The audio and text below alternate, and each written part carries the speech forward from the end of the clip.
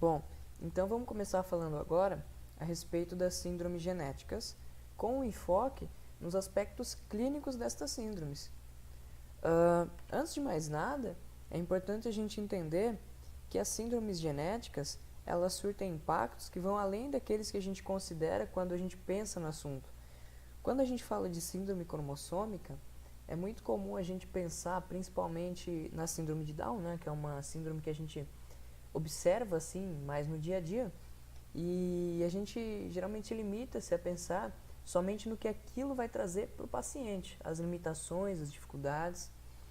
Mas é importante, quando a gente estuda, né, esses tipos de síndromes genéticas, entender que as consequências, os impactos, vão atingir não somente o indivíduo, mas também a família dele e também toda a sociedade. Então, como que isso aqui vai ocorrer? A gente vai ter, quando a gente considera o estudo das síndromes cromossômicas, diferentes impactos, que vão desde os impactos pessoais, né, como eu acabei de falar, até mesmo os impactos sociais.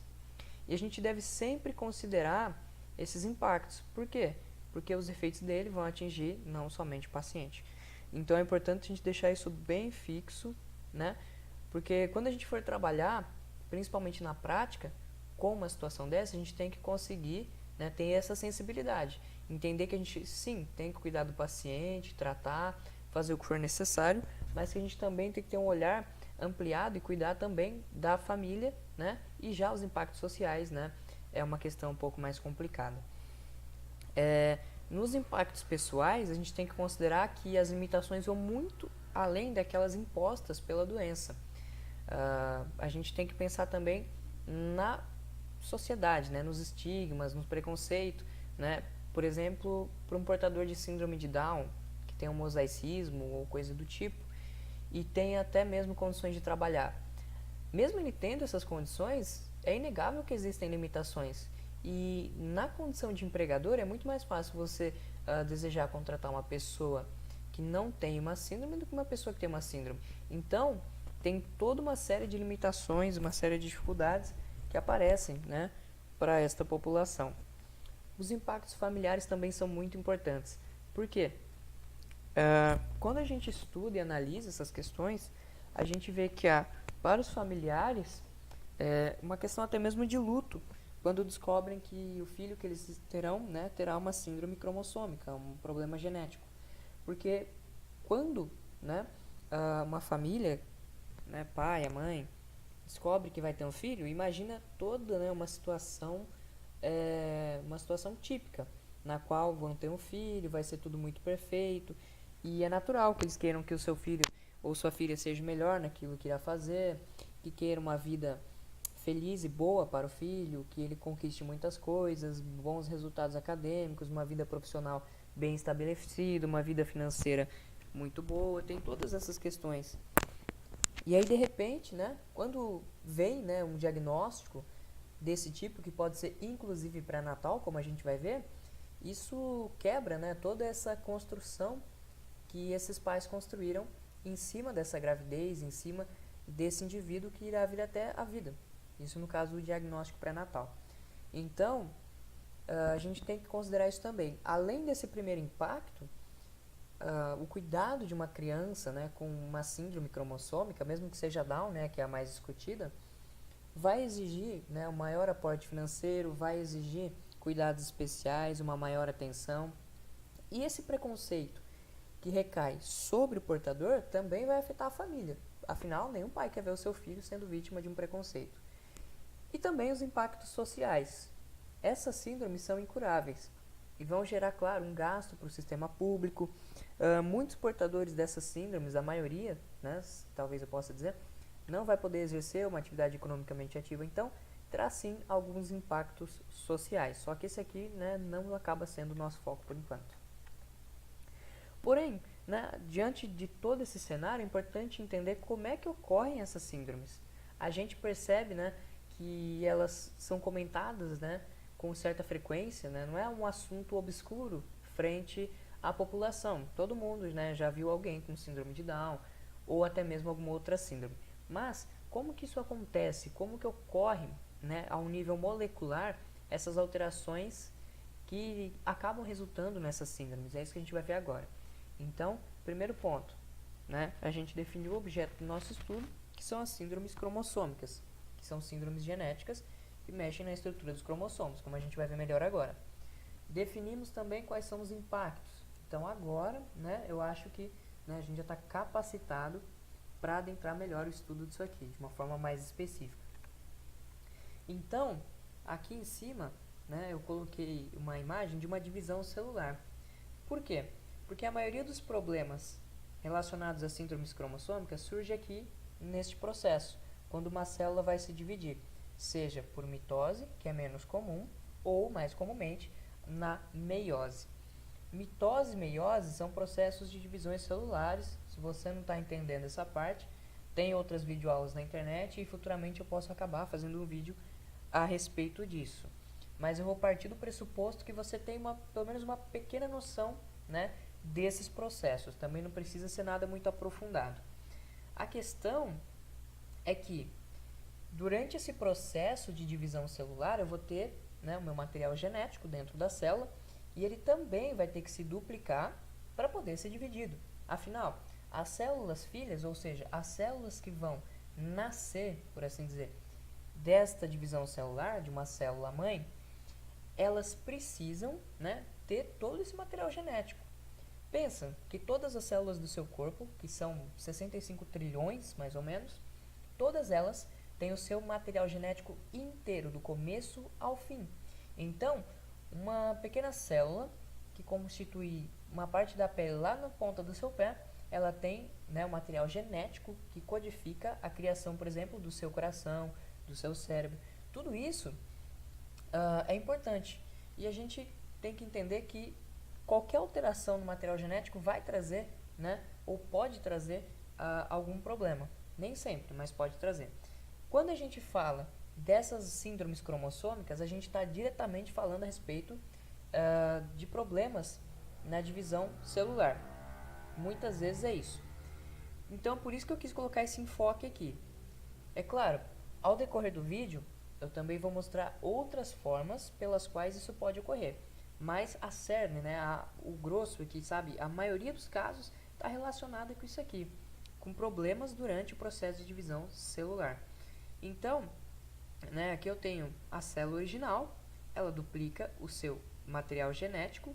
Por quê? Porque ela vai se dividir e cada célula filha tem que ter esse material genético dentro de si. E aqui, né, eu formo duas células filhas. Isso seria um processo basicamente de mitose, né, com algumas diferenças. Como ela se divide novamente, ela pega esse material genético, né, e divide a carga genética em dois para formar gametas. Como eu disse, todo esse processo está relacionado, né, àquele conceito de mitose e meiose que a gente vê no ensino médio, no cursinho. Então o foco não é esse.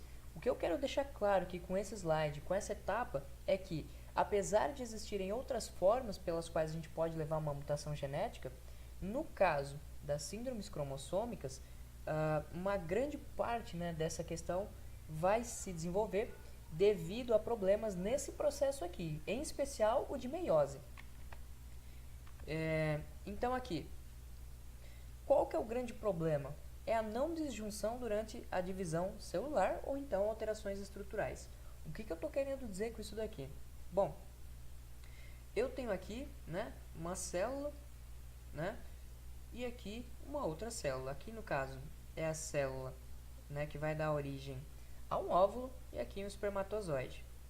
Essas células, ela tem que se dividir de forma a formar outras duas células, né, que tenham metade do material genético. Por quê? Qual que é o material genético normal? São 46 cromossomos, certo? Se você pegar uma célula do seu corpo, a não ser que ela seja uma célula, um gameta, ela vai ter 46 cromossomos. 23 vieram do seu pai, 23 vieram da sua mãe. No caso, o que está acontecendo aqui?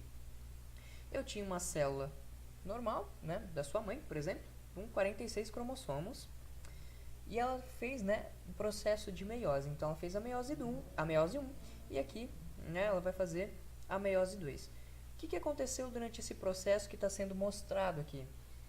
Ao invés da divisão acontecer de uma forma de uma forma equilibrada, de uma forma correta, e de se dividirem formando duas células, cada uma com 23 cromossomos, por algum motivo que a gente vai entender melhor ao decorrer desse vídeo, né? Eu tive que uma das células recebeu 24 cromossomos e a outra, em vez de receber os 23, recebeu 22, por exemplo.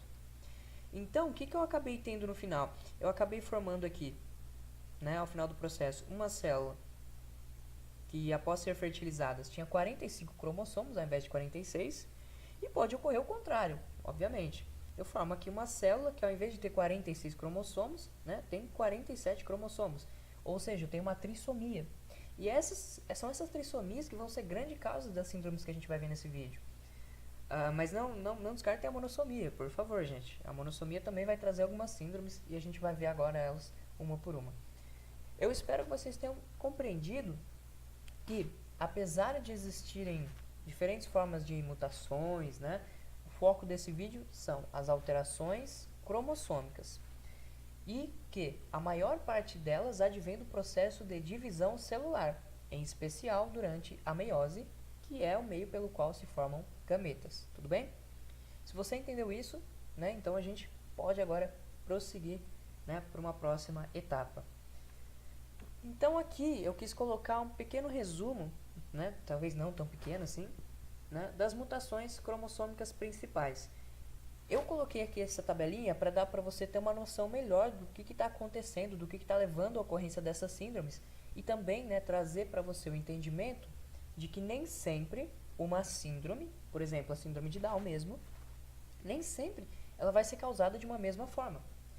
Quando a gente pensa na síndrome de Down, né, como um exemplo, a maioria dos casos é causado por uma mutação cromossômica, numérica, né, do tipo trissomia, ou seja, é uma mutação que envolve uma estrutura de um cromossomo como um inteiro e que é do tipo numérica, ou seja, vou ter um cromossomo a mais, um a menos, ou 23 a mais, 23 a menos, que seria o caso de uma euploidia, enfim.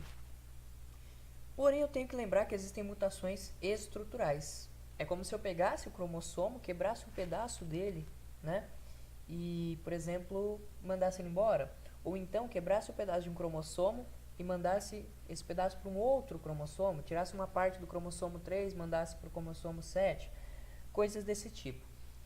As mutações estruturais que a gente tem estão todas listadas aqui, a deleção, a translocação, a duplicação, tem também isocromossomo, cromossomo e anel, mas mais uma vez, esse aqui não é o foco do vídeo. Na verdade, eu nem precisaria ter colocado toda essa parte aqui. O foco do vídeo são as manifestações clínicas dessas doenças. Mas eu estou colocando tudo isso aqui, né, porque eu acho importante para o seu entendimento. Porque se você tiver ciência do que está sendo dito aqui, certo? Você vai conseguir compreender melhor como que se dá todo esse processo. Então vamos começar aqui, né, a falar, né, no que de fato é o foco do nosso vídeo, que são os aspectos clínicos das síndromes cromossômicas. Começando então com a síndrome mais recorrente, né, a síndrome mais famosa, mais discutida e mais estudada também, que é a síndrome de Down. A síndrome de Down, ela é uma mutação que ocorre geralmente por causa de uma trissomia, ou seja, um cromossomo a mais, né, na posição 21. É a trissomia do cromossomo 21. Por quê? É como a gente estudou, né? Como a gente brevemente falou. O normal é um ser humano ter 46 cromossomos. 23 vem dos pais, né? Desculpe, 23 vem do pai, 23 vem da mãe. E aí eu tenho os pares cromossômicos. Ou seja, eu deveria ter 2 cromossomos 21. Só que no caso da síndrome de Down, por algum erro, né, principalmente de não disjunção, isto é, na hora da divisão celular, quando, né, eu fui puxar, né, os cromossomos cada um para o seu lado durante a anáfase, houve algum problema, né, e foi um cromossomo a mais para um lado, né, ou seja, para uma célula, e um cromossomo a menos para outra célula. Então, o que eu vou ter? Eu vou ter uma trissomia, ou seja, um cromossomo a mais, né, no cromossomo 21 no caso. Ela também pode ser causada, olha, por uma translocação robertsoniana. que aí eu vou chamar isso aqui de síndrome de Down familiar. Ou em casos mais raros, né, eu posso ter a questão do mosaicismo. O que eu estou querendo dizer aqui? Não estou querendo que você decore todas as formas possíveis, né, de você causar uma síndrome de Down. O que é importante é você ter essa consciência de que nem sempre vai ser uma trissomia do 21. Isso é muito senso comum, mas não é. E outra coisa aqui, forte relação com a idade materna. Isso aqui é muito importante e vai estar presente em praticamente todas as síndromes que a gente conversar aqui hoje. Por quê?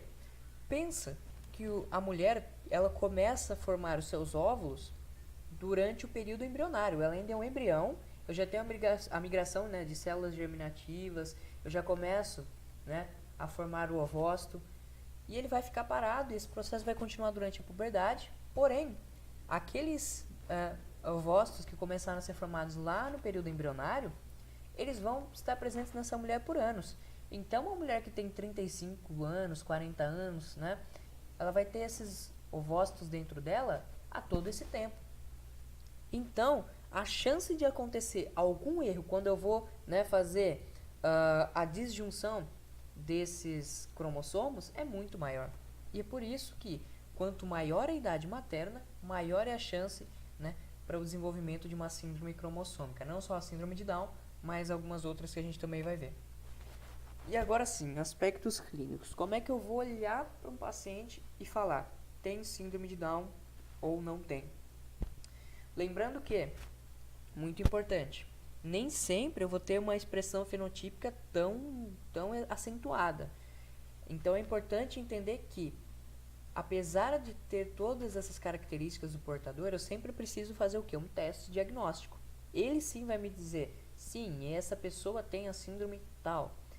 Eu vou falar um pouquinho mais sobre esses testes no final do vídeo. As características do portador de um síndrome de Down, né, as fenotípicas, são as pregas epicânticas, né, muito prevalente, né, nesses pacientes. Outra coisa que é muito importante, que muitos pacientes com síndrome de Down, para não dizer que todos, possuem, é a linha simiesca. Nos olhos, eles vão ter as manchas de Brushfield, que são manchas brancas, assim, em volta do olho. Eu coloquei uma foto no próximo slide para você entender melhor isso aqui. Outra característica muito importante é o atraso do crescimento e, principalmente, né, uma das características mais marcantes dessa síndrome, é o retardo mental. Tudo bem?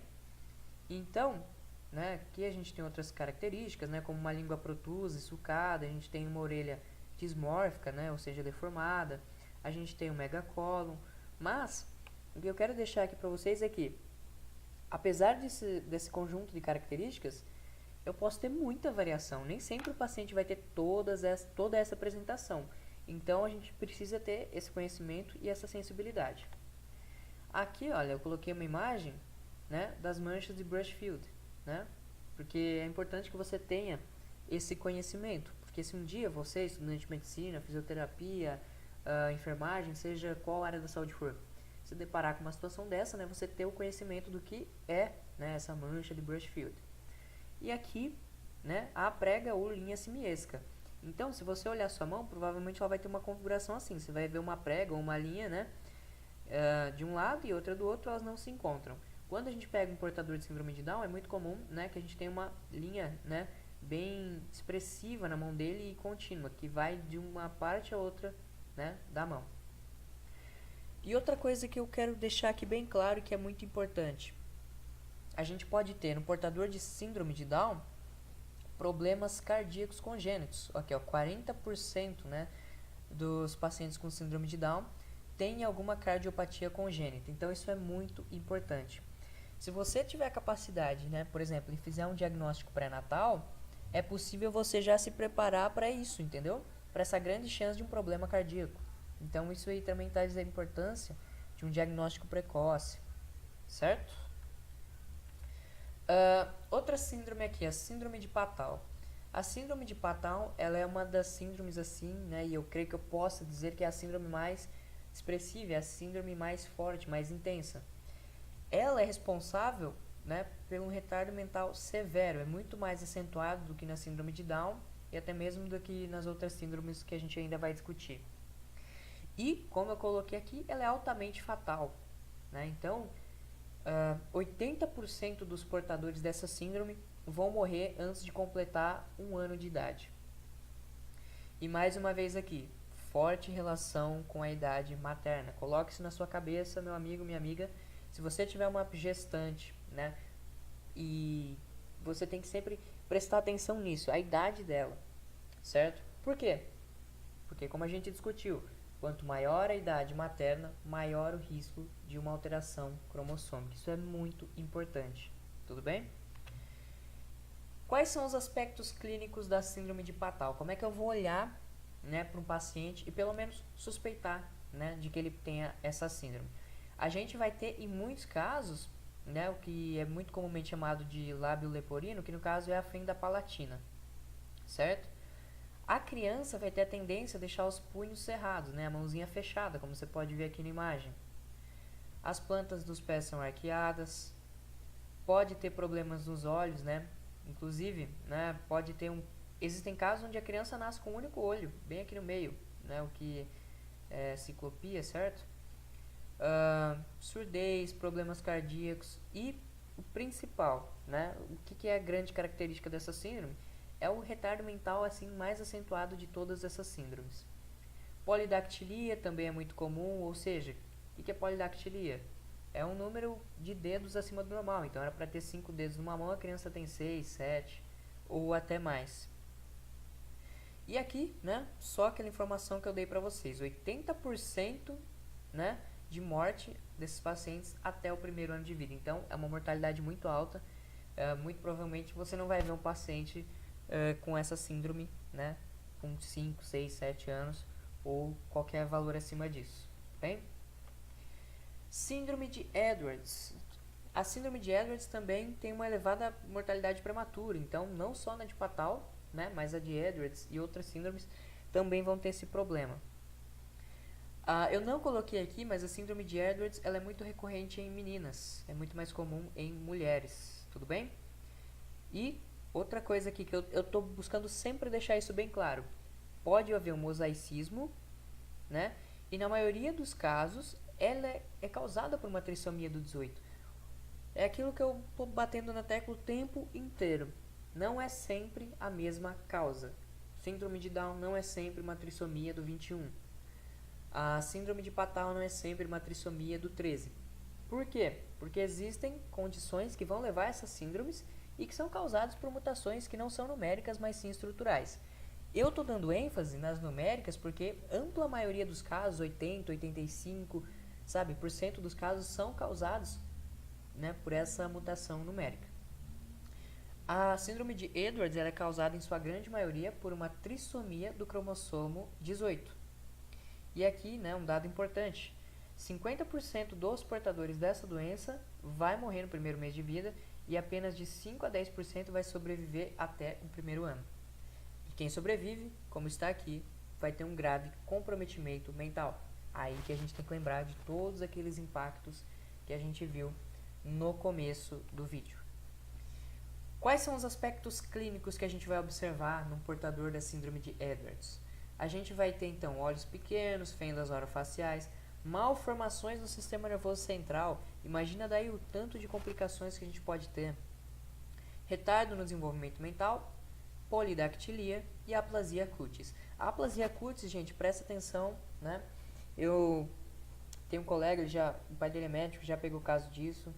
A aplasia cutis é quando você olha na cabeça, principalmente do recém-nascido, e você vê, né, uma bolinha assim, uma descontinuidade. Parece que alguém foi lá e fez um furinho. Se vocês tiverem curiosidade, pesquisem para vocês verem a foto, é muito importante, né, vocês terem esse conhecimento. E ela pode indicar sim, né, a síndrome de Edwards e outras síndromes também. Então é um indicativo interessante, né, que possa estar havendo algum problema genético. Espinha bífida também, ó, muito importante, quase que eu ia me esquecendo de falar. Tem um grande risco para a espinha bífida, mas é aquilo que eu também estou batendo a tecla o vídeo inteiro. Nem sempre um portador de síndrome de Edwards vai ter todas essas características. Isso aqui são conjuntos de características que apontam para ela, mas nem sempre, né, o paciente portador vai ter cada uma dessas características. Isso é muito variável. Então, tenha em mente, tem que ter uma sensibilidade boa, né? e você vai usar, né, esses aspectos clínicos mais para suspeitar, mas o diagnóstico sempre depende de outros testes. Aqui a gente entra no âmbito um pouco diferente. A gente estava falando até agora de síndromes cromossômicas que afetam, né, cromossomos autossomos, ou seja, do par 1 ao 23. Aqui a gente começa a falar um pouco dos cromossomos sexuais. Então, a gente entra nesse âmbito agora das síndromes, né, que vão afetar principalmente os pares sexuais, que são XX para a mulher, XY para o homem. No caso, né, da síndrome de Klinefelter, a gente vai ter, né, um cromossomo X a mais. Então, o homem, ao invés de ser XY, ele será XXY. Porém, há casos, né, mais raros onde eu posso ter ainda mais cromossomo X. Eu posso ter XXXXY, por exemplo. E aqui um dado interessante. A maioria dos casos é diagnosticada durante a puberdade. Por quê? Porque a síndrome de Klinefelter, ela vai mexer bastante com os caracteres sexuais. Vou até adiantar um pouco aqui. Por exemplo, o homem vai ter ginecomastia, ou seja, crescimento de mamas. O órgão sexual dele vai ser muito pouco desenvolvido. Ele vai ter poucos pelos pelo corpo. O quadril dele vai ser alargado. Tanto que se você bater o olho rápido aqui nessa imagem, você vai achar que é uma mulher. A questão é, pensa, numa criança você vai ter, né, um membro sexual muito avantajado? Não, não vai ter esse desenvolvimento. Você vai ter pelos pelo corpo? Não vai. Então, assim, por que é diagnosticado bastante na puberdade? Porque é quando a gente começa a perceber a diferença entre o normal, né, e essa condição. Porque é o momento em que deveria começar, né, o menino a ter pelos, deveria desenvolver o órgão sexual, as gônadas, né? E aí que a gente começa a ter essas alterações, começa a poder visualizar essas alterações. É por isso que a maioria dos casos é diagnosticada durante a puberdade. Outras características interessantes, né, são, né, os braços longos e as pernas longas também, né? A gente vai ter também esse quadril alargado, como eu falei, desenvolvimento de mamas, o peito, né? Ele vai ter a tendência a ser aquele peito, né, que a gente fala, né, peito assim em baú, né, o chest. E aqui eu coloquei algumas outras características importantes, né? O hipogonadismo, a infertilidade. Então, tá vendo? Você não precisa ficar se matando para decorar. Se você vai ter um hipogonadismo, é óbvio que você vai ter também, né, uma infertilidade, ou pelo menos algum problema reprodutivo você vai ter. Atraso na fala, né, na coordenação motora. O QI não vai ser, né, a pior coisa do mundo, não vai ser uma síndrome de Patau, mas também, né, você vai notar alguma diferença em relação, né, a um adolescente normal, né, da mesma idade que não tem essa síndrome. E a gente tem a síndrome de Turner, que é a monossomia do X. Eu, por algum motivo, repeti a imagem, né, mas está errado, tá? A síndrome de Turner, ela acomete, né, as mulheres e ela vai levar, né, a um grande índice de aborto. 99%, para falar a verdade, né, vai resultar em aborto. Então, são assim pacientes que muitas vezes nem vão chegar a nascer. E mais uma vez, pode haver um mosaicismo ou ainda, né, ser causada por mutações estruturais no cromossomo X. Muito importante, gente. Tira da cabeça esse negócio de Down 21, Patau 13, Edward 18. Pode guardar isso, é importante. A maioria dos casos é assim. Mas lembre-se, isso não é lei. Eu posso ter mutações estruturais também. Na síndrome, né, de Turner, eu vou ter algumas características, né, sobre essas meninas portadoras, né, que vão lembrar, né, o caso masculino. Só que aqui é o contrário.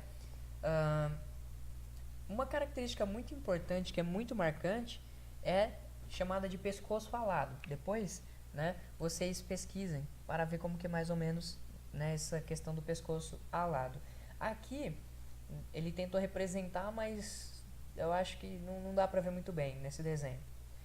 Mas a gente vai ter também a baixa estatura, hipogonadismo novamente, infantilismo sexual.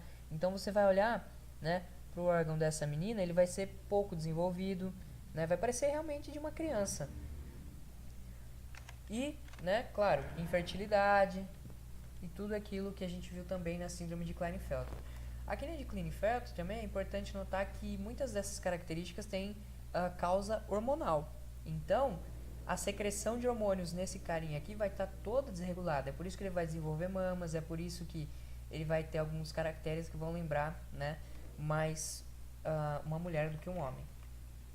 E quais exames a gente pode pedir quando a gente quer diagnosticar de fato, né, uma síndrome cromossômica? Então eu já tenho a minha suspeita, agora eu quero comprovar. Como é que eu vou fazer isso? Eu vou fazer através de exames que são o cariótipo, o FISH e alguns outros. O cariótipo, gente, é a banda de ouro, assim, ele é tudo. Se você tiver alguma suspeita de problema cromossômico, você vai pedir o cariótipo. O cariótipo, ele vai analisar, né, a estrutura dos cromossomos de uma forma, né, mais macro, assim, ele não vai ir lá nos genes, gene por gene. Mas se tiver uma trissomia ou uma alteração estrutural muito grande, vai ficar bem visível através de um cariótipo e você vai poder usar isso para o diagnóstico. Agora, imaginando que a gente tem uma translocação, algo mais específico, que não fique tão evidente, que fique difícil saber, né, o pedaço de cromossomo qual foi parar na onde, a gente pode pedir um FISH, que é um exame, né, que vai mostrar, vai colorir cada cromossomo com uma cor diferente e vai poder ver, né, pedacinho por pedacinho esses cromossomos, se teve alguma translocação ou algum outro problema do tipo. Mas ele não é o exame que você vai pedir logo de cara, porque ele tem um custo mais elevado e não tem necessidade. O cariótipo ele já vai matar grande parte dessa necessidade.